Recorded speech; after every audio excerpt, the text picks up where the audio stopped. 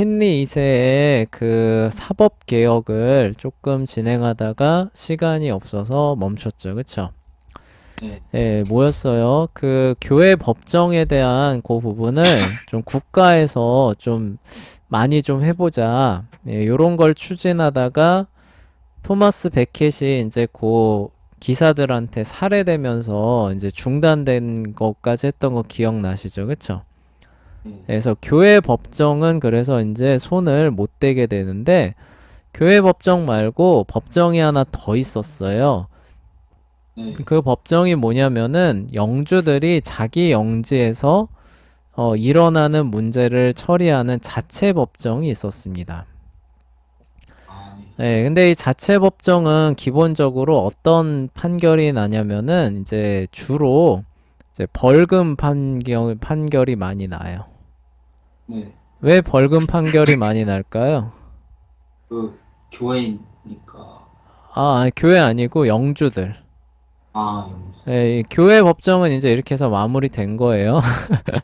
예, 더는 아, 손을 댈지 못하도록 뭐 댈 수 없을 정도로 상황이 이제 악화돼서 이제 스톱 시킨 거예요. 헨리 2세가. 네. 예, 근데 교회 법정은 그렇다고 치고 그러면 이제 왕하고 영주들 사이에 관계가 있잖아요. 네. 영주들도 자기 영지에서 일어나는 일에 대해서는 자기 그 영주 재판소라고 해야 될까? 아, 네. 예, 하여간 그 자체 법정을 열어서 그 문제들을 처리를 하고 있었어요. 네. 예, 그런데 이제 그 문제가 뭐냐면은 저번에도 얘기했듯이 이게 그 고무줄 판결인 거예요. 아, 예, 그러니까 예를 들어서 여기 영지에서는 누가 도둑질을 하다가 걸렸다. 그러면은 여기 영지에서는 영주의 그 판결이니까 영주에 따라서 판결되는 게 다 다를 거 아니에요. 그쵸? 그래서 네. 여기에서는 도둑질한 거를 진짜 중범죄로 취급해가지고 뭐 강하게 그쵸? 예, 처벌을 받는 반면에 옆에 영지에서는 아 뭐 그렇게까지 할 거 있느냐라고 해서 조금 약하게 처벌하고 그래서 뭐 같은 범죄인데 여기서는 죽고 여기서는 뭐 아무렇지 않게 넘어가고 이제 이런 일들이 예, 상시 다반사였던 거예요. 요 당대 영국 사회까지만 해도. 근데 네. 영주에서 일어나는 이 영주 법정에서는 자체 법정에서는 대부분 판결이 벌금으로 끝납니다. 네. 왜 그러냐면요. 이 벌금을 통해서 이 영주들이 수입원을 올리는데 사용을 했던 거예요. 아, 예, 그러니까 뭐예요? 가져오면 좋은 거죠. 영주 입장에서는. 그러면 네. 누가 이기든지 이기면 뭐예요? 예, 진 사람한테 벌금 물려가지고 그 벌금을 갖고 수입원을 삼아서 이제 또 군대 운용하고 요런 데 썼던 거예요. 네. 그러니까 영주들도 이 자체 법정을 왕에게 이양하기를 좋아할까요? 안 좋아할까요? 안 좋아. 역시 안 좋아해요. 로마 교회 법정도 이거 넘겨줘야 되는데 넘겨주면은 왕이 교회에 무슨 일 할 줄을 모른다라고 해서 계속 움켜쥐고 있고 싶어 했잖아요. 그쵸? 네. 예, 그런 것처럼 요때 이제 그 영주들도 자기 영제 안에서 일어나는 일은 우리 자체적으로 처리한다고 해서 자체 법정을 갖고 있었고, 대부분 이제 판결은 이제 벌금으로 이제 귀결되는데, 그러기 때문에 이 영주들도 이 그 법정에 관한 부분들을 저기 왕의 그런 어떤 기관에 이양하기를 안 좋아하는, 그쵸? 반기지 않는 요런 상황이었었어요. 그런데 문제는 뭐냐면은, 아까 말했던 것처럼 다 고무줄 판결이고, 영주 맘대로예요. 그쵸? 네. 예, 그러니까 이게 나라가 제대로 통합된 질서가 설까요, 안 설까요? 아, 안 안 써. 서겠죠. 그래서 그래서 이제 헨리 2세가 그 교회 법정 문제도 손을 댄 거 아니에요. 그쵸? 그래서 이 그 기능을 우리 그 정부에게 좀 이양해 달라라고 이제 그 요청을 했었는데 그게 이제 베켓하고 트러블 생기면서 날아간 거잖아요. 그쵸? 네. 예, 그러니까 이제 이 그 헨리 2세가 이 영주들한테도 이런 요구를 하는 거예요. 네. 너희 그 자체 법정 그 기능들을 우리 그 왕실에 이제부터 왕실이 조금 담당하겠다 이런 식으로 해서 이제 조금씩 가져오는 겁니다. 아, 예. 사소한 범죄들은 가져왔을까요? 안 가져왔을까요? 안 가져왔겠죠. 네, 잘 안 가져오고 중범죄부터 이제 명분을 대요. 예를 들어서 중범죄 같은 경우는 뭐 사형, 뭐 다음에 뭐 민란, 내란 이런 거 있잖아요. 그쵸? 아, 사형이란다. 뭐 살인, 그쵸? 네. 예, 살인, 뭐 내란, 막 이런 건 중범죄는 그 왕을 불편하게 한다, 왕의 평안을 깬다라고 해서 이건 왕의 문제로 다뤄야 된다 이렇게 얘기를 하는 네. 예, 그래서 살인죄 이런 거를 영주들에서 자기 영지에서 처리하지 말고 이제는 어디로 갖고 오라는 거예요? 왕의 네. 법정으로 갖고 오라는 겁니다. 네. 그러니까 예전에는 어떻게 됐냐면 살인죄가 일어났다. 자기 영지에서. 그럼 영주가 어떻게 해요? 자체 법정을 여는 거예요. 그쵸? 예, 자체 네. 법정을 열고 죄인들한테 벌을 주는 거로 끝났는데 이제는 이제 헨리 2세가 어떻게 하는 거예요? 그렇게 처리하지 말고 살인이나 뭐 하여간 굉장히 중범죄들 있잖아요. 중범죄들은 너희들이 처리하지 말고 어디로 가져와라? 왕실 법정으로 가져와라. 이렇게 이제 개혁이 또 시작이 되는 거죠. 네. 예, 그리고 요거는 이제 그럭저럭 먹혀 들어가기 시작하는데 반발은 당연히 있었겠죠. 그렇죠? 예, 이렇게 되면 어떻게 돼요? 영주들의 그 수입원이 줄어들잖아요. 그렇죠? 네. 예, 그래서 역시 반발은 있었지만 예, 그래도 이제 요런 부분에서 이제 조금씩 이제 이양이 시작되는데 이게 이제 나중에 걷잡을 수 없이 이양돼 버립니다. 예, 왜 그랬는지는 이제 설명을 해드릴게요. 왜 그랬냐면은 사람들이 자발적으로 왕의 법정에 우르르 몰려가면서 그렇게 돼요. 아하, 네. 예, 그러니까 무슨 얘기냐면은 왕의 법정이 누가 봐도 더 재판을 잘하는 거예요. 네. 예, 왜 그랬는지 이제 설명할 거예요. 하여간 이렇게 해서 문제를 조금 이양해 가려고 했는데 사람들이 보니까 왕의 법정에서 재판 받는 게 훨씬 더 공정한 겁니다. 네. 예, 그러니까 사람들이 같은 사건이 벌어져도 나는 영주의 자체 법정에서 재판을 받지 않고 어디에서 재판받겠다고 하는 거예요? 왕의 왕. 재판소에 가서 재판을 받겠습니다라고 하면서 그 사건을 갖고 왕한테로 우르르르 다 몰려가 버려요. 네. 예, 그런 결과로 이게 이제 그 진행이 돼 버려요. 그러니까 이 개혁은 대성공을 거뒀던 거죠. 앞에 말했던 그 교회 법정을 개혁하는 그런 부분인과는 정반대의 결과를 가져왔던 거예요. 네. 오히려 여기에서 헨리 2세가 손대려고 하니까 나 오히려 많은 사람들이 아니요, 저 교회 법정에서 재판받을 거예요 하면서 다 빠져나갔잖아요. 그쵸? 네. 근데 요번엔 반대인 거예요. 왕이 중범죄만 좀 내가 처벌해보자 라고 하면서 이렇게 열었는데 사람들이 저기서 하는 거 보니까 저기에서 받는 게 훨씬 더 낫겠다라고 하면서 사건을 그쪽으로 다 가지고 가버리면서 이제 네. 예, 대거 기능이 중앙정부로 사법과 관련된 부분들이 중앙정부로 이동해 오는 그리고 통일된 어떤 법 체계가 형성되는 중대 사건이 발생되게 돼요. 그러니까 여기선 이렇게 저기선 저렇게 판결되던 게 이제 중앙 그 왕의 법정에서 판결을 하는데 공정하게 판결하거든요. 그러니까 어느 사건이든지 이제 대충 어떤 처벌이 나올지를 대충 이제 그 예측할 수 있는 이제 그런 어떤 법 체계가 탄생을 하게 되는 거예요. 그게 네. 바로 요런 배경에서 시작이 되는데 그러면은 왜 사람들은 왕의 법정으로 우르르 몰려가서 재판을 받고 싶어 했을까? 아까 말했듯이 고무줄 판결이라고 얘기를 했었죠. 그쵸? 자체 법정은. 예, 네. 그런 그 고무줄 판결이라는 게 무엇이었는지를 좀 더 세부적으로 설명을 해줄게요. 자, 이런 식으로 판결을 했기 때문에 고무줄 판결일 수밖에 없었어요. 아, 네, 잘 보세요. 이제 넘어갑니다. 네. 자, 그런데 이 법정은, 여기서 말하는 이 법정은 이제 영주들의 자체 법정이에요. 이 법정은 오늘날과 같은 법정은 아닙니다. 네, 오늘날과 같은 법정은 뭐예요? 가면은 어때요? 먼저 경찰이 기초 수사를 하죠. 그쵸? 기초 네. 수사를 해서 증거들을 막 수집을 한 다음에 이제 검사가 그 기초 증거들을 보고 아 이게 죄가 있겠다 싶으면 어때요? 기소하죠. 그쵸? 그리고 네. 재판에서 뭐예요? 그 사람의 범죄를 입증할 만한 증거들을 막 내가지고 어떤 의혹의 여지 없이 범죄 혐의가 소명됐다라고 하면은 처벌하잖아요. 그쵸? 네. 예, 그런 식으로 이루어지는 게 오늘날의 법정입니다. 옛날에도 이렇게 이루어졌을 거라고 생각하면 된다는 거예요? 안 된다는 거예요? 안 된다. 안 돼요. 특히 이제 중세시대 때는 그런 게 안 이루어집니다.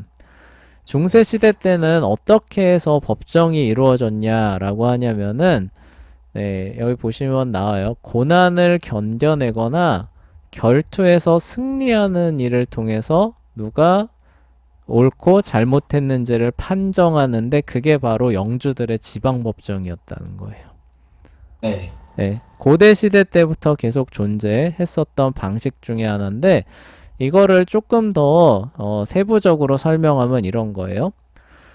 두 사람이 어떤 문제를 놓고 다투게 되었습니다. 뭐 둘 중에 하나는 거짓말 하겠죠. 그쵸? 뭐 예를 들어서 돈을 빌려줬는데 한 사람이 안 갚아요. 안 네. 갚아서 너 왜 안 갚냐? 라고 하니까 이 사람이 내가 너한테 언제 돈 빌렸는데 하면서 싹 잡아떼는 거예요. 아, 네. 네, 이런 식인 거예요. 그러면 둘이서 막 죽이네 살리네 뭐 이렇게 하다가 이제 어떻게 되는 거예요? 야, 우리 저기 그 영주님한테 판결을 받자. 그쵸? 영주 법정에 가자. 하면 이제 두 사람이 나오는 거예요. 그러면 이제 네. 영주는 이제 어떻게 하느냐? 우리 그 영지 안에 항상 교회 그 가운데 있는 거 보셨죠? 그쵸? 그 네. 주재하는 거기에 이제 그 성직자를 이제 이렇게 데려옵니다. 그리고 두 사람을 앞에 데려오는 거예요. 그럼 네. 성직자는 어떻게 하느냐? 오늘날 같으면 어떻게 했어요? 거짓말하지 않겠다고 맹세시키고 할 거 아니에요, 그렇죠? 근데 그게 네. 아니라 이렇게 선언합니다. 하나님께서 무죄한 사람을 보호해 주시리라는 선언을 합니다. 그러니까 고대 시대에 기독교가 이제 그 들어오기 전에는 또 그들의 신의 이름으로 이제 이렇게 선언을 하는 것이고 이제는 네. 중세 시대니까 이제 하나님의 이름으로 관습이니까 이름만 바뀌는 거죠. 예, 둘 중에 하나님은 누가 죄를 지었고 누가 거짓말하는지를 아시니까 그 무죄한 사람을 보호해 주실 것입니다라고 공식적으로 이제 선언을 합니다. 네. 그 다음은 어떻게 되냐면은 두 사람이 뜨겁게 달군 쇠가 있습니다. 네. 이 뜨겁게 달군 쇠니까 뭐 뻘겋게 됐겠죠, 그쵸? 네. 네, 이거를 혀에 갖다 대거나 손으로 잡는 거예요. 엄청 고생했어요. 네. 자, 그러면은 그 중에서 크게 네. 화상을 입는 사람이 나오는데 그 사람은 죄인입니다. 예? 이 사람이 네. 거짓말한 거예요. 너무 허무한 거 네, 아니에요? 근데 이 뜨거운 쇠를 잡거나 혀를 갖다 댔는데도 별로 네. 안 대인 거예요. 근데 살짝 그럴 대, 수가 없잖아요, 근데. 그러니까 살짝 대고 만 겁니다. 네. 이러면은 무죄한 사람으로 판명돼요. 왜요? 여기 무죄한 사람을 보호해 주시리라는 선언을 했잖아요. 그러니까 얘가 왜 안 됐냐는 거예요. 이 뜨거운 뻘겋게 이 달궈진 쇠를 잡거나 혀를 갖다 댔는데 왜 슬쩍 그냥 뭐 이렇게 살짝 뭐 뜨거워 그냥 요 정도로 왜 끝났느냐는 거예요. 왜요? 아, 하나님께서 무죄한 사람을 보호해 주신다고 했는데 선언하고 이제 축복 기도를 했는데 뭐에 보니까 하나님께서 보호해 주시잖아요. 그쵸? 그러니까 네. 뭐예요? 아, 얘가 거짓말 안 하네요. 아, 예, 그리고 그 크게 된 사람 있잖아. 크게 되면은 막 이렇게 뻘겋게 막 이렇게 그 뭐 이렇게 수포 생기고 막 이러잖아요. 그쵸? 예, 네. 그래서 막 괴로워하고 있으면 뭐예요? 아, 이 자식, 이거, 이 거짓말한 놈, 이거 돈 떼먹은 놈이구나. 자, 너 딱 걸렸어. 이제 너는 이제 뭐예요? 영주들이? 아, 요 놈이 죄인이군요. 그래, 너는 이제 벌금 얼마, 그리고 갚아. 이런 식으로, 그쵸? 예, 그 갚을 때까지 이제 감옥, 뭐, 이런, 예, 이런 식으로, 예, 처벌이 들어갔던 거예요. 이거는, 이거는 사실상 이거 안 내릴 수가 없는 그거 아닌가요? 네, 충격적이죠, 그쵸? 네. 그리고 요렇게 되거나 아니면 결투를 벌이기도 했어요. 뭐예요? 아, 하나님께서 무죄한 사람을 보호해 주실 것입니다. 다 하고 이제 뭐예요? 자, 둘 다 검 하나씩 잡으세요. 네, 그 다음에 뭐예요? 싸우는 겁니다. 네. 예, 이겼어요. 그럼 뭐예요? 아, 하나님께서 보호해 주셔서 저기 이겼구나. 근데 상대방의 칼에 찔려 죽었어요. 그럼 어떻게 돼요? 아, 천벌받아 죽었네. 이렇게 되는 거예요. 아, 좀, 어이가 없는데. 잘 이해 안 되죠, 그쵸? 네. 네, 옛날 법정이 이런 식이었어요. 네, 아, 근데 이게, 무조건 이게 너무, 이게 뭐야, 라고만 생각할 게 아닌 게, 네, 과학자들이, 이제 분석을 해보니까, 거짓말한 사람이에요. 거짓말한 사람의 피부가 이제 긴장하기 때문에, 이 침이나 이런 것들이 손에 땀이, 그러니까 훨씬 이제 덜 나고, 특히 입에 침이 마른대요. 자기가 이제 거짓말하면 초조하잖아요. 그래서 이제 네. 침이 더 이렇게 잘 마른답니다. 그런데 그 뜨거운 쇠를 갖다 대면 어때요? 그러면 침 같은 게 안 되고, 안 되니까 훨씬 더 데미지가 크겠죠. 그쵸? 네. 네, 그래서 나중에 과학자들이 보니까 이런 차원에서 완전히 엉터리까지는 아니었겠다라고 볼 수 있는 부분도 있다는 거를 보기도 했다는 거예요.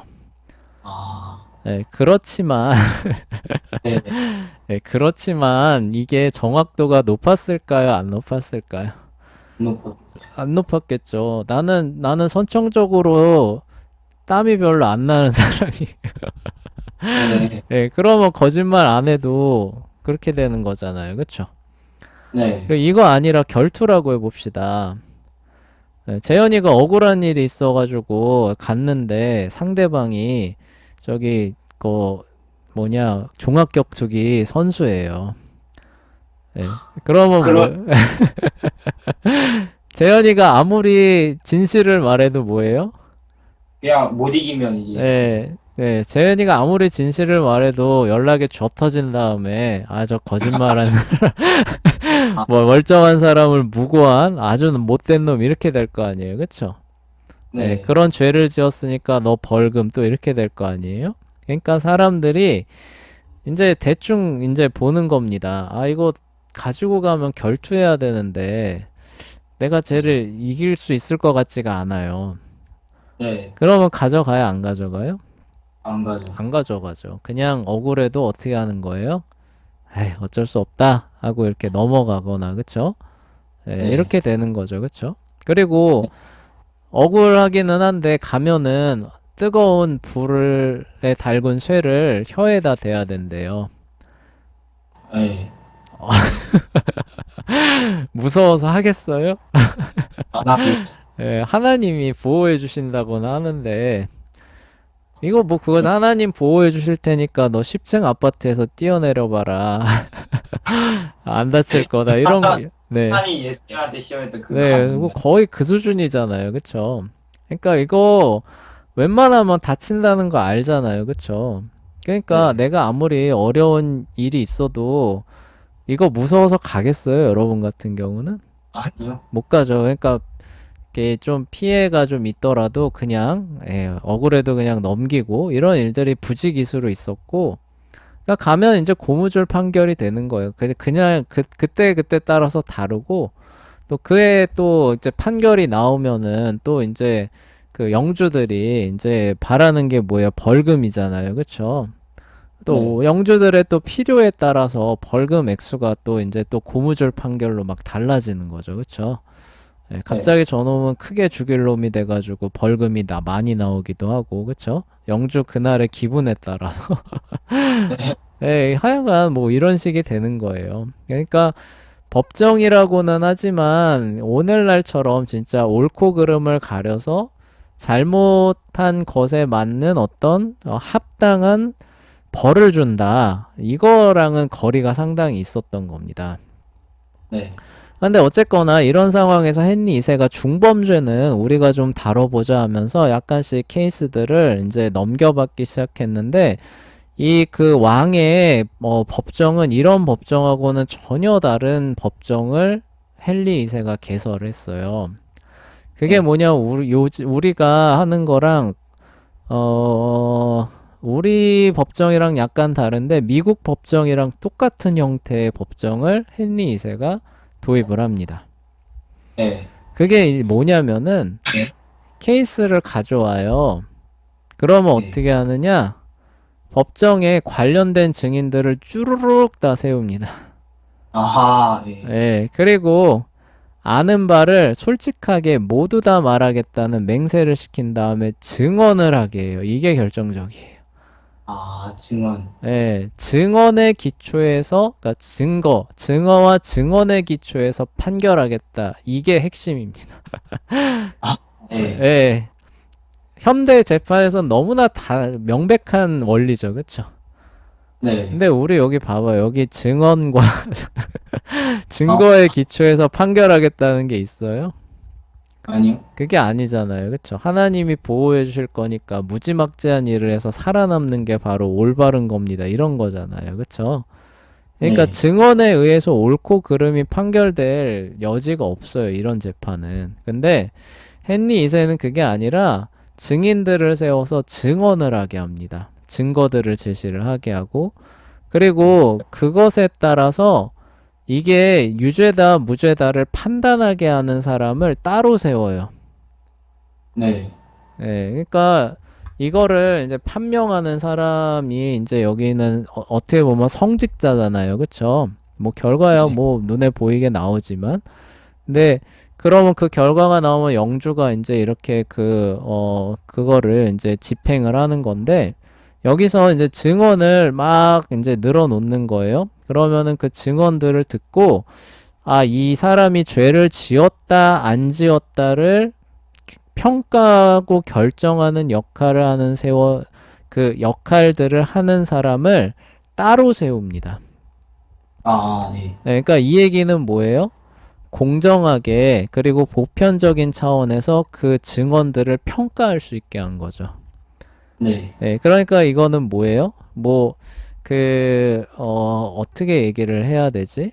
그러니까 하여간 그 증거에 의해서 공정하게 유죄와 무죄가 판결될 수 있도록 하는 그 장치를 또 마련을 해 놓은 거예요. 네. 네. 그래서 이제 쭉 들어보고 그 배심원이 이제 좋은 그쵸 그런 사람들로 이제 구성이 되는 거죠 배심원단이. 그래서 오늘날에도 미국 법정 이제 그 민사 사건일 겁니다. 형사인가 민사인가 헷갈리기는 하는데 형사일 수도 있어요. 하여간 요 제도를 미국에서 그대로 그 채택을 하거든요. 그래서 거기는 이제 그 이기기 위해서 배심원단을 어떻게 구성하느냐가 되게 중요해요. 그래서 아, 예, 네. 그러니까 고소하는 쪽에서는 이러이러한 사람 배심원단으로 넣읍시다. 또 뭐야, 변호사 쪽에서는 이제 자기 변호하는 사람을 구하기 위해서 이러이러한 사람을 배심원으로 넣읍시다 해서 둘이 치열하게 주고받습니다. 예, 네. 그래서 합의가 된 배심원단을 요렇게 그 도출을 하거든요. 도출이 되면은 이제 그 다음엔 똑같아요. 증거 제시하고 증언 제시하고 이렇게 쭉 이제 심리가 이루어진 다음에 끝나면은 그 배심원 그 원단들이 모여서 그 얘기들을 쭉 종합을 해서 유죄다 무죄다를 판결을 합니다. 네. 예, 그러니까 미국은 배심원이 유죄다 무죄다를 판결하는 거예요. 아, 판사 아니에요. 미국은 네. 지금도 배심원단이 유죄다 무죄다를 판결합니다. 그걸 쭉 듣고. 네. 예, 판결이 나오잖아요. 그러면은 미국에선 판사는 비슷하죠. 판사는 그에 맞춰서 형량은 정할 수 있어요. 네. 네, 근데 이런 건 있습니다. 배심원단이 유죄라고 판단을 했는데 판사가 봤을 때는 법률적인 근거가 너무 부족하다 이러면은 그 재판 자체를 처음으로 돌릴 수는 있어요. 그러니까 지금까지 했던 걸 다 무효화시키고 처음부터 다시를 선언할 수 있는 권한은 있어요. 아, 예. 그럼 어떻게 되느냐? 다시 배심원단 다시 이렇게 해가지고 증거 제출 채택 다시 하고 다시 이제 평결하는 그런 건 있거든요. 근데 어쨌거나 미국에서 판사의 역할은 유죄 무죄를 결정하는 것이 아니라 배심원단이 결정한 유죄 무죄에 따라서 유죄가 나왔으니까 그럼 그에 맞는 형벌의 그 형량을 그 결정하는 역할을 하는 거예요. 아, 예. 근데 한국은 그 역할을 판사가 하는 겁니다. 같이 하는 거예요. 아, 예. 예, 그래서 한국에선 배심원단이 없죠. 그쵸? 네. 배심원단이 없고 그냥 판사가 쭉 듣고 그쵸? 예, 쭉 듣고 나중에 이게 땅땅땅 이제 이렇게 하는 그런 절차를 진행하는데 어쨌거나 이제 이건 뭐냐면은 고루고루 배심원을 이제 이렇게 선택을 하면은 어느 정도 보편적인 차원에서 유죄다 무죄다가 결정될 수 있는 그런 바탕이 생긴다는 거예요.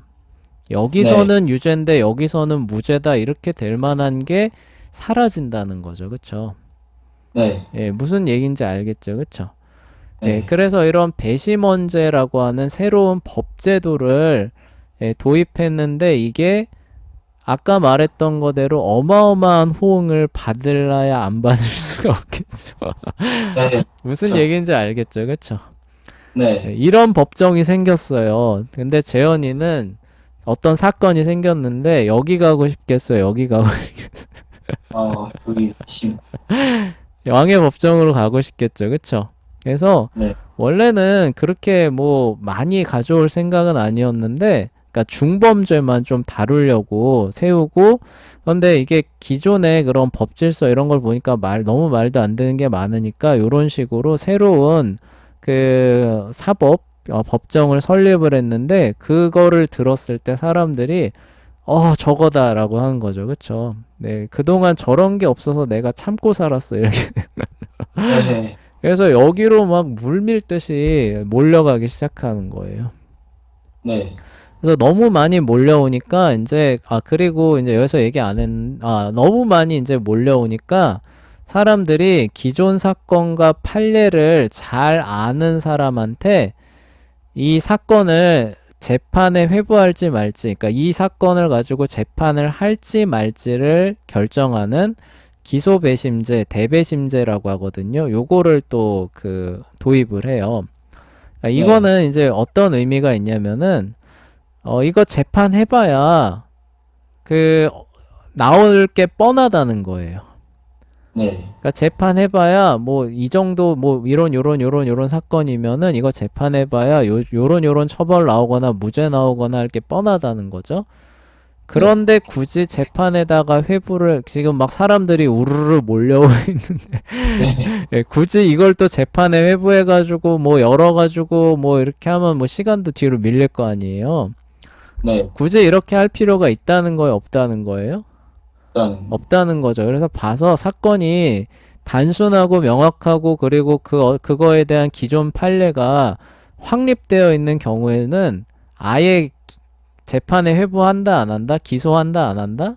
안 한다는 거예요. 그냥 그걸로 그냥 약식 재판으로 해서 그냥 그럼 이렇게 사건 종결합니다. 라고 하는 그 권한을 갖고 있는 사람을 세워서 이제 몰려오는 사람들이 여기서 충분히 재판을 받을 수 있게 하는 그런 제도를 도입을 해요. 네. 네, 그리고 이제 사람들이 너무 몰려오고 이제 이러니까 뭐 순회 재판까지도 합니다. 그리고 그리고 요런 사람들을 이제 아예 순회 재판뿐만이 아니라 자기 왕궁에 아예 상주시켜요. 재판관들을 상주시켜가지고 매일같이 이제 이 일을 하게 하는 그런 사람으로 삼습니다. 네. 그리고 이게 바로 우리가 그 법정의 역사를 얘기를 했을 때 민사 법정의 기원이 어디냐라고 하면 요걸 꼽아요.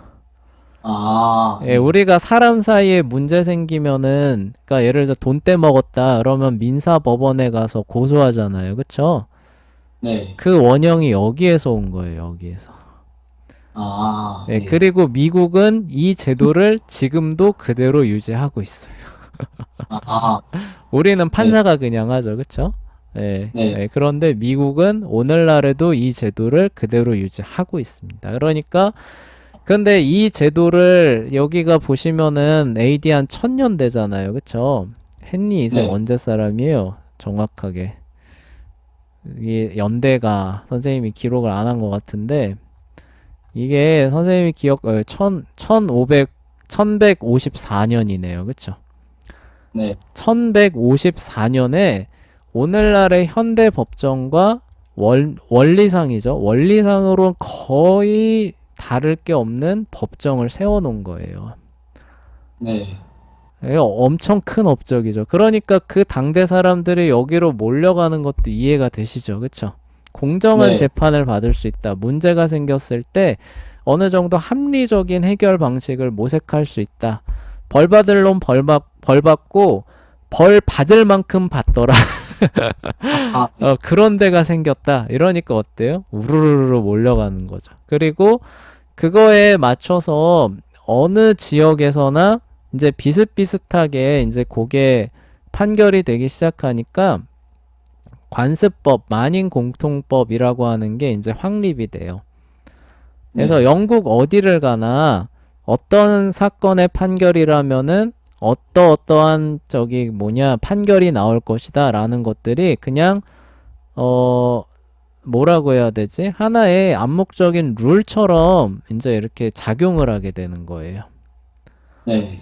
이제 그렇게 되니까 그런 판결이 나와도 사람들이 납득을 못하는 게 아니라 뭐예요? 아, 잘 나왔다 이렇게 되는 거죠, 그쵸?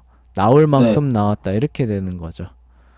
네. 예, 그런 하여간 현대 법치주의 사회죠, 그쵸? 법치주의 사회와 뭐라고 해야 되나요? 현대 민사법정이죠. 네, 그런 것들의 기본 원리를 헨리 2세가 확립했던 거예요.